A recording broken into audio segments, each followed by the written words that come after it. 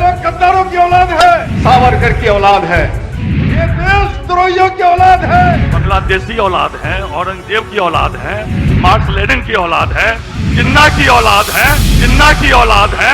ऐसे लोग आरएसएस और भारतीय जनता पार्टी पर आवाज उठाते हैं। ऐसे देशद्रोही लोग, ऐसे जो है जिन्ना की औलाद, जिन्ना की औलाद, जिन्ना की औलाद, ऐसा बांग्लादेशी कहा गया हूँ। सावरकर की औलाद है ये लोग, देशद्रोहियों के औलाद है ये लोग, अंग्रेज़ों के औलाद है। जब हमारा देश संघर्ष कर रहा था अंग्रेज़ों से, तब ये इनके जैसे लोग अंग्रेज़ों के तलवे चाट रहे थे। कुछ ऐसी ही बातों से बिहार का विधानसभा गूंज उठा था जब माले विधायक महबूब आलम ने अपनी सारी मर्यादा तोड़ डाली थी। नमस्कार, आप देख रहे हैं न्यूज़ फॉर नेशन और मैं हूं सांत्वना आपके साथ। बिहार विधानसभा बजट सत्र के दौरान सदन के भीतर माले विधायक महबूब आलम ने बीजेपी को लेकर ऐसी बातें कह दी जिसको सुनकर सभी भौचक्के रह गए। सदन के भीतर एक अलग ही सन्नाटा पसर गया। महबूब आलम की बयानों के बाद बीजेपी का गुस्सा 7वें आसमान पर चढ़ गया था, जहां बीजेपी ने भी उन्हें औरंगजेब की औलाद बता दिया था। इतना ही नहीं, महबूब आलम माले से विधायक है जिनकी पार्टी बिहार के महागठबंधन की सरकार को समर्थन देती है। ऐसे में ये वो विधायक है जो कभी तेज रफ्तार में रोड पर टमटम दौड़ाया करते थे और जनता के बेहद चहेते भी थे।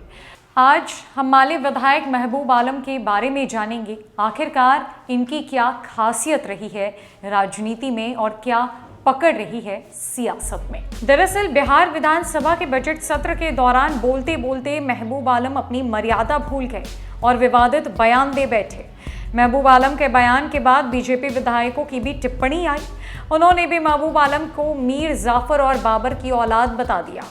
महबूब आलम हमेशा अपने बयानों और विधानसभा सत्र के दौरान प्रदर्शन को लेकर चर्चा में रहते हैं। कई बार ये विधानसभा में जमीन पर लेट जाते हैं, मार्शल इन्हें घसीटकर वहां से उठाते हैं। सीपीआई-एमएल लिबरेशन के विधायक महबूब आलम का सियासी सफर काफी रोचक रहा है।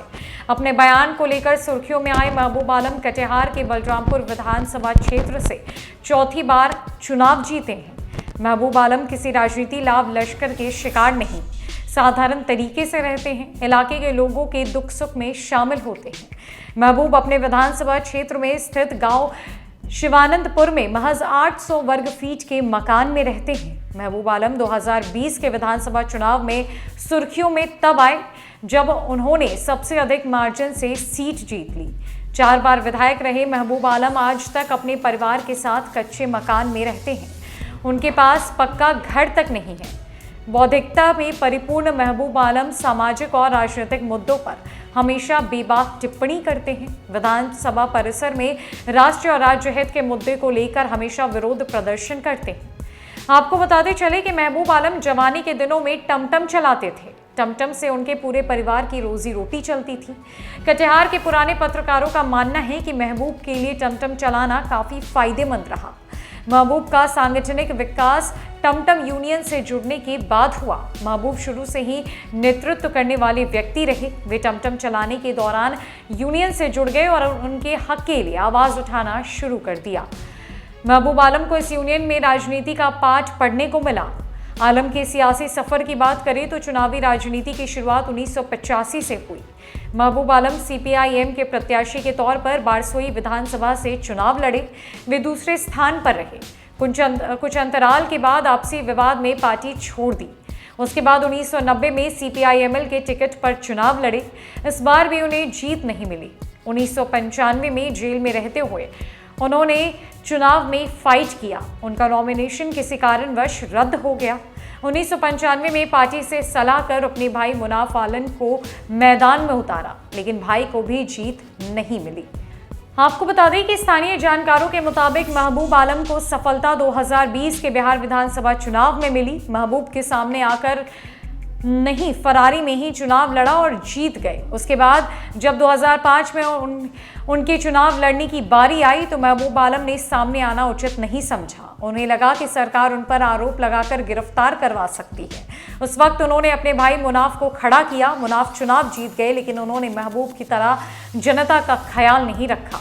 2010 में महबूब आलम चुनाव में खड़े हुए। इस चुनाव में महबूब को हार मिली। 2015 में वो चुनाव जीते, तब से लेकर अब तक लगातार जीतते आ रहे हैं। महबूब आलम पर एक नेता की पत्नी की हत्या का आरोप भी लगा। उन्हें 1994 में जेल जाना पड़ा, बाद में उन्हें रिहा कर दिया गया। 2007 में महबूब आलम को पुलिस ने गिरफ्तार कर लिया। महबूब आलम के मुताबिक उन्हें उस केस में फर्जी तरीके से फंसाया गया था।